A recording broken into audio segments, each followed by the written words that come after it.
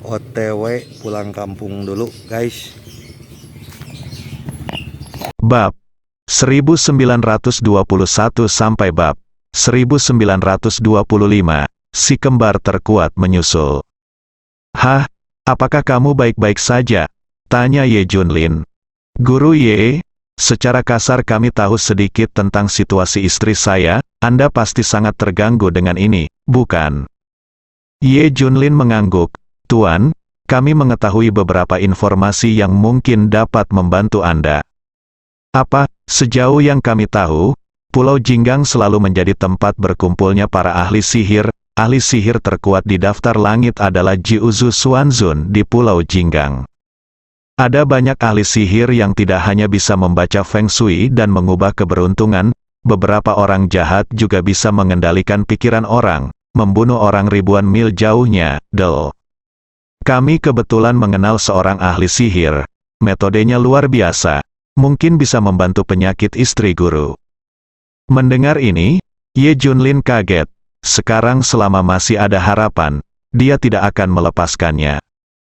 Namun, ahli sihir ini memiliki temperamen yang aneh, dan sulit bagi siapapun untuk merekrutnya.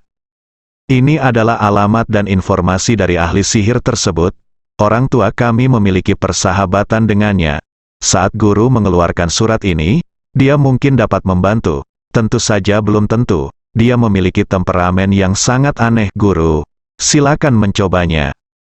Gemini menyerahkan surat dan informasi kepada Ye Junlin. Oke. Terima kasih dua teman, aku akan ke Pulau Golden Harbor sekarang. Ye Junlin segera bergegas ke Pulau Golden Harbor. Meski hanya ada secercah harapan, Ye Junlin akan mencobanya. Ye Junlin pergi, tapi matanya masih menatap punggungnya. Terutama Ning Yiran dan Fujia.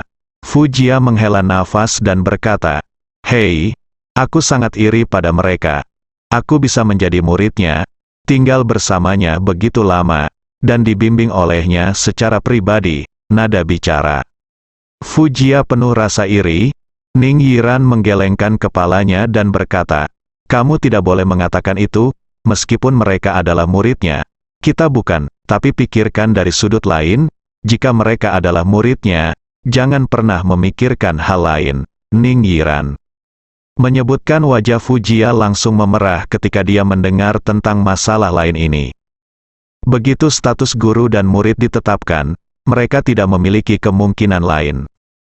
Sebaliknya, sekarang tidak apa-apa, setidaknya masih ada secercah harapan. Tetap saja, menurutmu apakah kita mungkin untuk... Di akhir kalimat, Fujia tidak berani melanjutkan. Bagaimana aku tahu? Aku juga berpikir. Ye Junlin sudah berada di kapal feri menuju Pulau Jinggang. Yang tidak dia ketahui adalah bahwa dia telah meninggalkan bekas yang tak terhapuskan di hati kedua gadis itu. Di dalam kabin, Ye Junlin sedang melihat informasi master sihir. Untuk menimbulkan masalah, Ye Junlin menyamar sebagai orang lain. Tiba-tiba terdengar suara ledakan.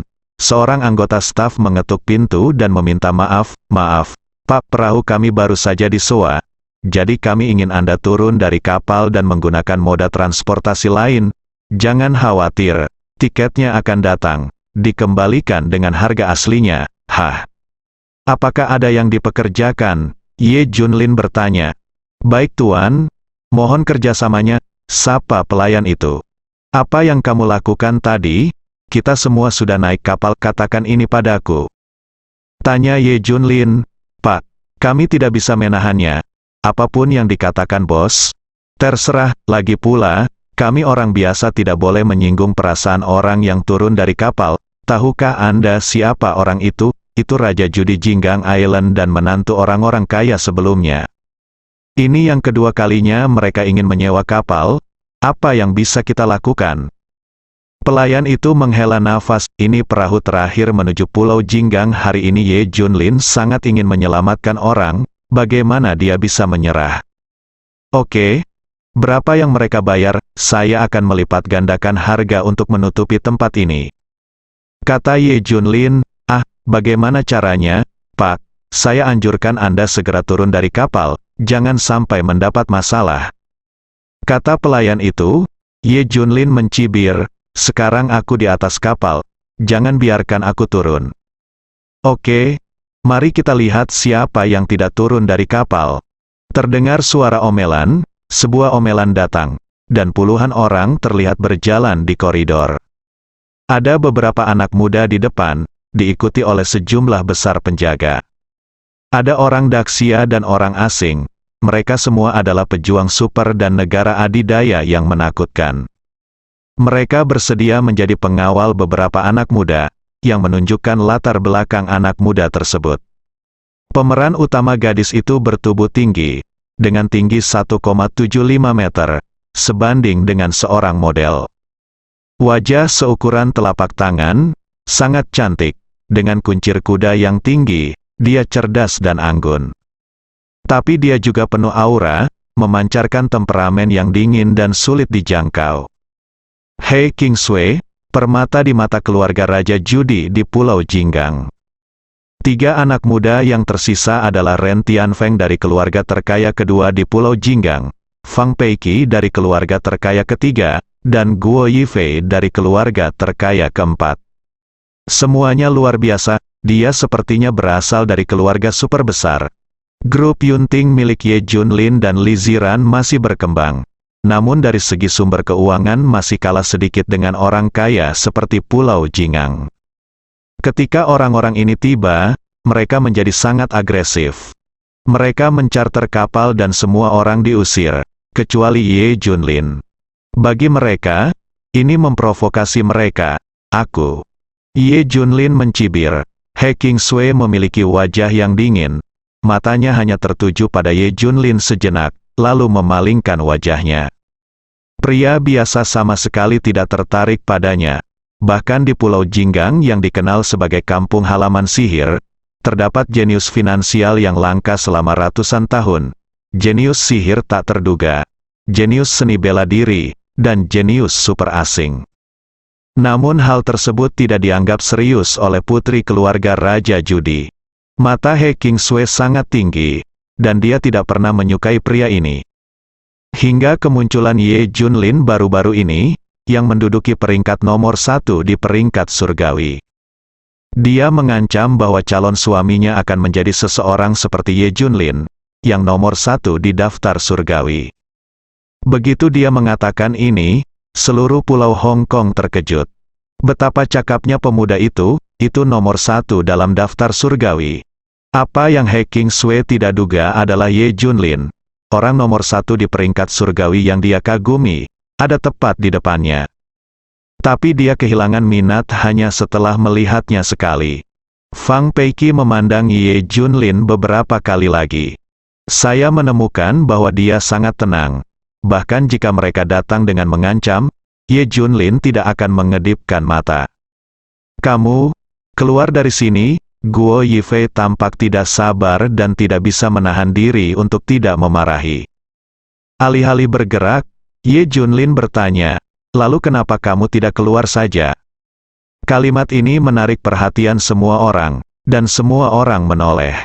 Bahkan He Kingsway menoleh, sungguh orang yang sombong. Ini adalah gagasan bulat dari semua orang. Karena kami telah mencarter kapal ini, kamu harus turun. Kata Guo Yifei kata demi kata. Ye Junlin tertawa setelah mendengar ini. Maaf, saya mencarter kapal ini dengan harga 2 kali lipat. Dan sekarang kapal itu milik saya, keluar dari sini. Hah, begitu kata-kata ini keluar, semua orang seperti terkejut, bahkan para kru dan pramusaji pun tercengang. Kapan dia membayar 2 kali lipat harga paket tersebut? Tidak mungkin, mengapa kami tidak diberitahu tentang sewa kapal ini? Guo Yifei dan yang lainnya memandang orang yang bertanggung jawab atas kapal tersebut.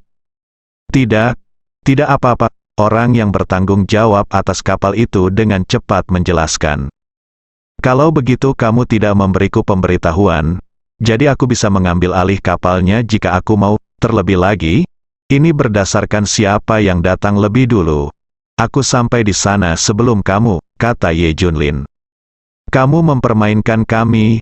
Guo Yifei meraung marah.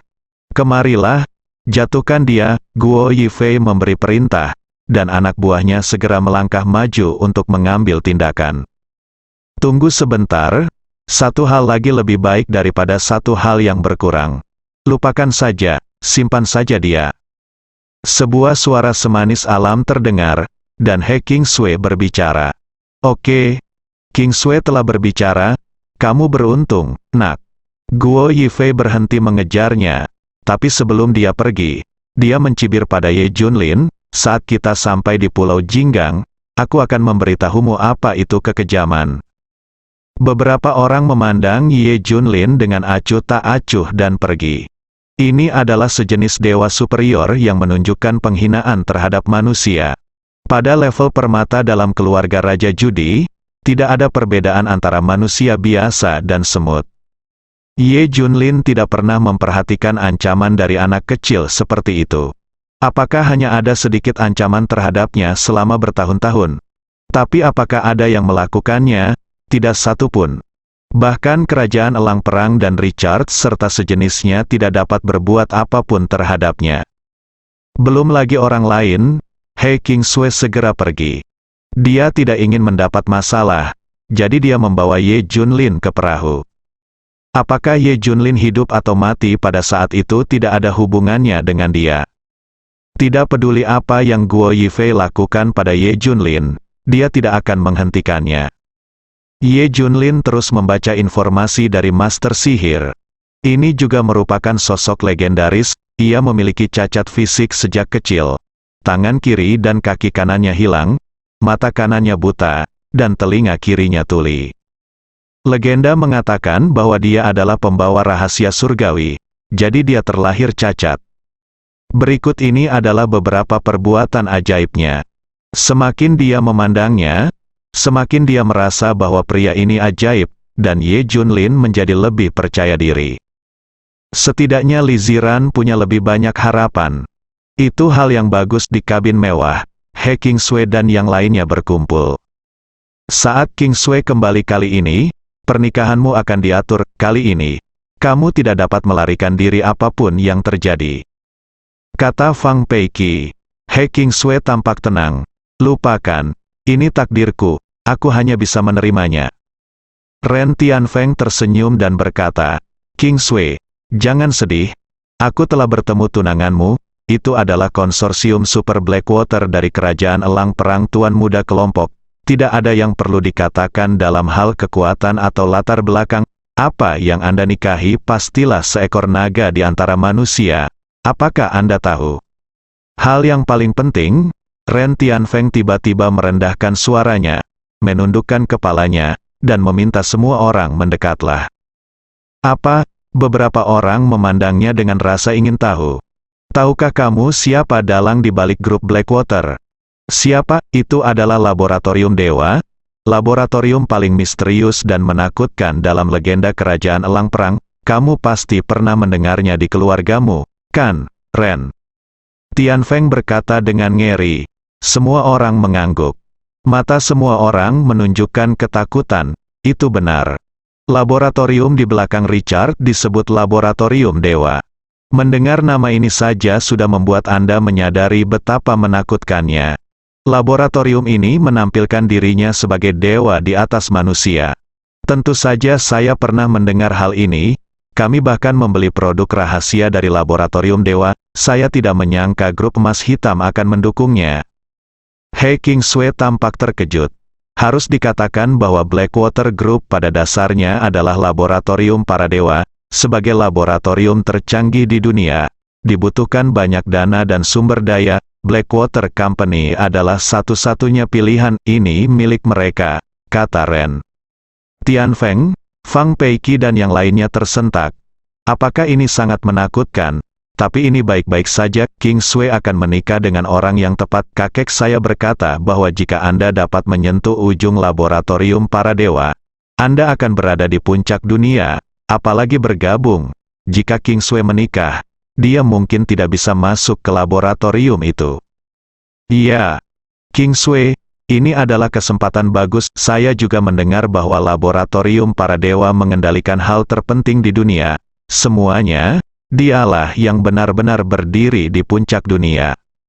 Semua orang memandang He Qingsui dengan iri. Bahkan ekspresi He Qingsui melembut. Karena ini adalah perkawinan kepentingan, semakin banyak prospek pembangunan semakin baik. Dipengaruhi oleh kepentingan keluarga besar, He Qingsui tentu saja ingin menjadi yang teratas. Laboratorium para dewa terlalu menarik baginya. Jika Ye Junlin mendengar percakapan mereka, dia mungkin akan sangat ketakutan. Eksistensi mengerikan macam apa yang dimaksud dengan laboratorium para dewa? Kapal berkeliling selama sehari semalam, dan akhirnya sampai di Pulau Jinggang. Sebelum turun dari kapal, Guo Yifei mengangkat sudut mulutnya, aku hampir melupakan anak ini, tunggu dia. He Qingsui dan yang lainnya pergi lebih dulu. Mereka sama sekali tidak menaruh hati pada Ye Junlin. Persis seperti semut di tanah, Guo Yifei masih muda dan energi. Jadi dia secara alami tidak senang ketika dia diabaikan oleh Ye Junlin. Dia sedang menunggu Ye Junlin dengan sekelompok penjaga. Keluargaku sering menyuruhku untuk tidak membuat masalah di tempat lain di Daxia. Mudah sekali mendapat masalah, tapi ini Pulau Jinggang, ini wilayahku. Lihat bagaimana aku membunuhmu, Guo Yifei mencibir. Setelah beberapa saat, dia sudah memikirkan banyak cara untuk menghadapi Ye Junlin. Bahkan dia tertawa terbahak-bahak, Tuan, mengapa anak ini tidak keluar?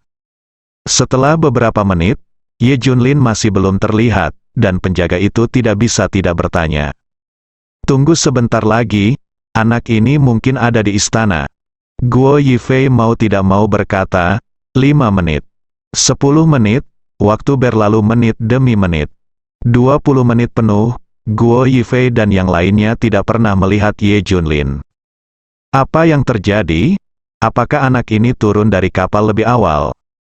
Bahkan Guo Yifei sendiri pun bingung. Ini benar-benar tidak mungkin. Tuan, kami telah berjaga di sini sejak kami mendekati pelabuhan. Tidak ada yang turun dari kapal sama sekali. Orang itu hanyalah orang biasa, dan tidak mungkin dia bisa turun dari kapal lebih awal di depan hidung kita. Sekelompok penjaga berkata dengan tegas. Mereka semua sangat kuat. Bagaimana mungkin seseorang bisa lolos dari hidung mereka? Mustahil, Guo Yifei tidak meragukan hal ini. Apakah orang ini takut aku akan menimbulkan masalah baginya? Jadi dia sengaja bersembunyi di perahu dan menolak turun. Guo Yifei memikirkan sebuah kemungkinan. Itu mungkin. Mata semua orang berbinar. Kalau begitu cepat temukan untukku, kalian tetap di sini, lusinan. Penjaga Guo Yifei semuanya naik ke kapal dan mulai mencari Ye Junlin. Tapi mereka membalikkan kapalnya, dan tidak ada jejak Ye Junlin sama sekali. Tuan Guo, apa yang Anda cari? Orang yang bertanggung jawab atas kapal itu maju ke depan. Di mana anak laki-laki itu? Guo Yifei bertanya. Oh, dia turun dari kapal lebih awal, karena tidak banyak orang di kapal. Mereka masih sangat mengkhawatirkan Ye Junlin. Dia melihat Ye Junlin turun dari kapal dengan matanya sendiri. Apakah kamu turun dari kapal lebih awal? Kapan itu terjadi?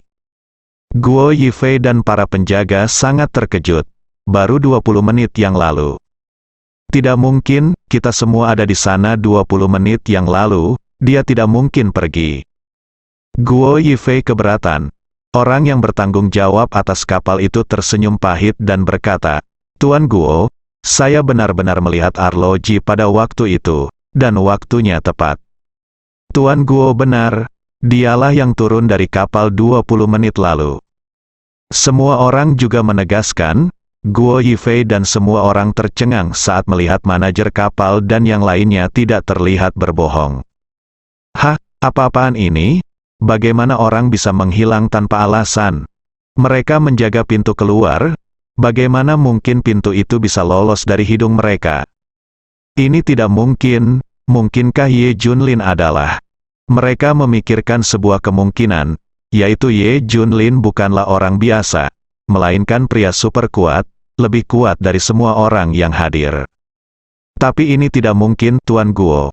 Apakah menurut Anda anak ini tahu kami menghalanginya dan melompat ke laut untuk melarikan diri? Seseorang mengemukakan kemungkinan, ya, itu sangat mungkin. Yang lain juga merasa kemungkinan ini sangat tinggi. Guo Yifei meminta semua orang untuk mencari lagi, dan kemudian pergi setelah mereka tidak dapat menemukannya. Namun Guo Yifei selalu merasa ada yang tidak beres. Jika dia melompat ke laut dan melarikan diri, rakyatnya juga akan mengetahuinya. Ini bukan penjaga biasa, entah seorang ahli bela diri yang kuat atau orang yang memiliki kekuatan super. Bagaimana mungkin seseorang tidak ditemukan ketika seseorang melarikan diri dari jarak sedekat itu? Tidak normal, temukan dia untukku. Guo Yifei mengirim orang untuk mencari Ye Junlin di Pulau Jingang. Saat ini, Ye Junlin telah tiba di pusat kota Pulau Jingang. Untuk menghindari masalah yang tidak perlu, Ye Junlin sengaja menghindari Guo Yifei. Dia tidak takut pada bocah nakal seperti Guo Yifei, tetapi terutama karena masalahnya. Terlalu malas untuk mengambil tindakan. Orang-orang ini tidak memenuhi syarat untuk membiarkan dia mengambil tindakan. Dia langsung menemui ahli sihir. Guo Yifei segera bergabung dengan He Qingsui dan lainnya. Wajah Yifei terlihat jelek. Mungkinkah terjadi sesuatu? He Qingsui melihat petunjuk dan mau tidak mau bertanya. Ren Tianfeng tertawa dan berkata, Yifei, kamu tidak akan ditangani oleh anak itu, kan? Guo Yifei tersenyum enggan. Tidak mungkin. Anak itu tahu bahwa aku akan menghadapinya. Jadi dia melompat ke laut dan melarikan diri terlebih dahulu. Oh, tidak apa-apa, itu saja. Ye Junlin, orang biasa, tidak dapat menarik banyak minat dari He Qingsui dan yang lainnya. Mereka tidak bertanya lagi. Segera setelah itu, beberapa orang datang ke sebuah villa mewah yang tampak seperti istana kekaisaran. Setidaknya ada ribuan penjaga, dan ada banyak penjaga rahasia di mana-mana. Ada juga berbagai senjata canggih, kursi keluarga Raja Judi. Nona, tuan muda perusahaan Blackwater akan tiba di Pulau Golden Harbor besok. Konon dia juga seorang legenda di kerajaan elang perang. Begini, tidak ada pemuda di Daxia yang bisa menandinginya. Seluruh keluarga sangat puas, terutama lelaki tua itu. Sungguh hal yang paling membahagiakan. Saat ini, pengurus rumah tangga keluar untuk menyambutnya. Dia juga tidak lupa memuji tunangan He Qingsui. Tapi dia tidak sebaik Ye Junlin. He Qingsui menjawab dalam satu kalimat. Meskipun dia bersedia dan menerima pernikahan yang diatur oleh keluarganya, bukan berarti dia menyetujui orang tersebut. Orang yang dia kagumi di dalam hatinya tetaplah Ye Junlin. Kali ini mereka berempat meninggalkan Pulau Golden Harbor untuk menyaksikan konferensi jenius. Hal ini juga diinstruksikan oleh keluarga masing-masing. Hal utama adalah melihat lebih banyak dunia dan mendapatkan lebih banyak teman. Anda bahkan dapat memilih salah satu jenius terbaik dari Gritsia dan bahkan benua timur untuk menjadi suami atau tunangan Anda. Awalnya, Fang Peiki dan He Qingsui optimis terhadap para jenius besar. Siapa sangka Ye Junlin tiba-tiba muncul. Adegan ratusan orang jenius yang membanjiri penonton dan dengan hormat memanggil guru, meninggalkan kesan yang tak terhapuskan di hati mereka. Terlebih lagi, Ye Junlin tidak jauh lebih tua dari mereka. Lebih banyak temperamen dan pesona. Setelah He Qingsui melihat sikap Ye Junlin, dia tidak bisa mentolerir orang lain. Bos muda perusahaan Blackwater baru saja memanfaatkan labirin para dewa. Ah, di mana Ye Junlin, Nona? Silakan masuk dengan cepat. Orang tua itu masih ingin tahu tentang konferensi jenius. Di bawah sambutan pengurus rumah tangga, keempat He Qingsui memasuki istana. Interior manor penuh kemewahan, dan nilai setiap detailnya adalah sesuatu yang mungkin tidak dapat diperoleh orang biasa seumur hidup. Di aula pertemuan seperti istana, anggota inti keluarga Raja Judi semuanya ada di sana. Orang yang duduk di atas tentu saja adalah Raja Judi He Jianfeng. Legenda Pulau King Kong, tidak ada yang tahu berapa banyak aset yang dimilikinya, dan tidak ada yang tahu berapa banyak kartu truf yang dimilikinya. Singkatnya, tidak ada seorang pun di Pulau Jinggang yang berani macam-macam dengannya. Bahkan pejuang dan ahli sihir dengan keterampilan luar biasa harus menghormatinya. Inilah kekuatan Raja Judi, dia bersandar pada tongkat berkepala naga dan tampak agung. Di bawah ini adalah saudara-saudaranya yang sebagian besar adalah keturunannya. He Jianfeng secara nominal memiliki 4 anak, tetapi dikatakan bahwa jumlah anak sebenarnya lebih dari 10. Melihat He Kingsui kembali, senyuman ramah muncul di wajah Raja Judi yang agung. Di antara generasi ketiga, Raja Judi paling mencintai He Kingsui. Setelah semua orang bertukar salam, Raja Penjudi mulai bertanya, "Kingsui, apakah Anda memperoleh sesuatu dari mengunjungi konferensi Tianjiao kali ini? Atau Anda dapat membicarakan tentang konferensi Tianjiao secara mendetail?" Hei. Kingsui dan yang lainnya mulai menjelaskan segala sesuatu tentang konferensi Tianjiao. Semua orang takjub saat mendengar ini. Kakek, yang paling mengejutkan Kingsui adalah Ye Junlin, orang nomor 1 di Tianbang. He Kingsui menggambarkan Ye Junlin dengan jelas. Seseorang dari keluarga Duwang menghela nafas. Betapa hebatnya jika Ye Junlin bisa dimanfaatkan oleh keluarga kita. Duwang memelototinya dengan tajam. "Kamu hanya angan-angan," bersambung.